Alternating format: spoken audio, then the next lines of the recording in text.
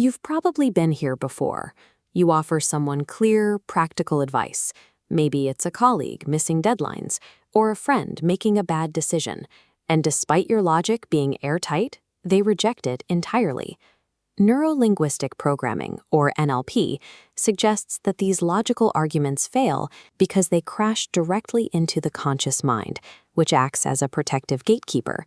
This gatekeeper is highly literal and fiercely protective of its existing opinions. If you tell it that it's wrong, it immediately raises the drawbridge. If you want to actually influence behavior, you have to stop launching frontal assaults on that wall of logic and find a quiet route to the systems operating below the surface. To understand how to bypass that wall, NLP practitioners often rely on a framework popularized in guides like the 4 Dummies series, visualizing the mind as a rider on a horse. The conscious mind is the rider. It holds the map, sets the direction, and decides where it wants to go. The unconscious mind is the horse. It has all the actual muscle and does the heavy lifting to get there. The problem is you can't micromanage the horse with literal instructions. The unconscious mind actually fails to process negatives. If the rider yells, "Don't walk into the mud," the horse focuses entirely on the concept of mud and walks right into it. That's because the unconscious domain operates on emotion and imagery.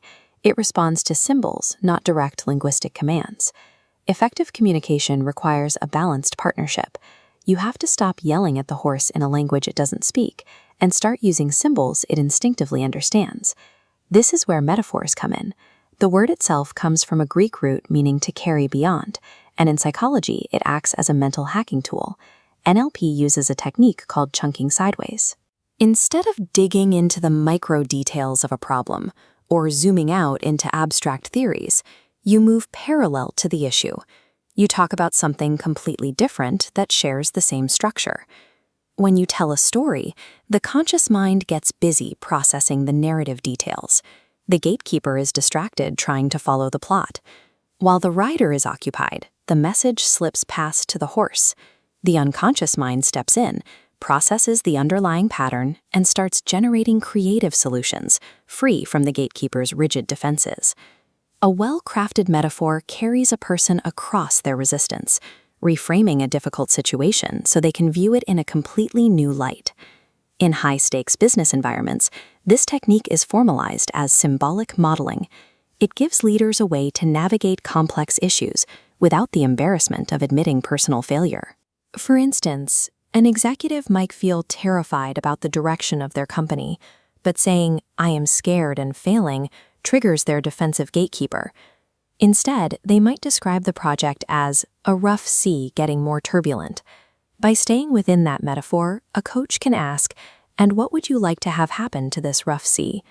The executive's unconscious mind begins generating stabilizing strategies for the ship, strategies that map directly back to solving their real-world project.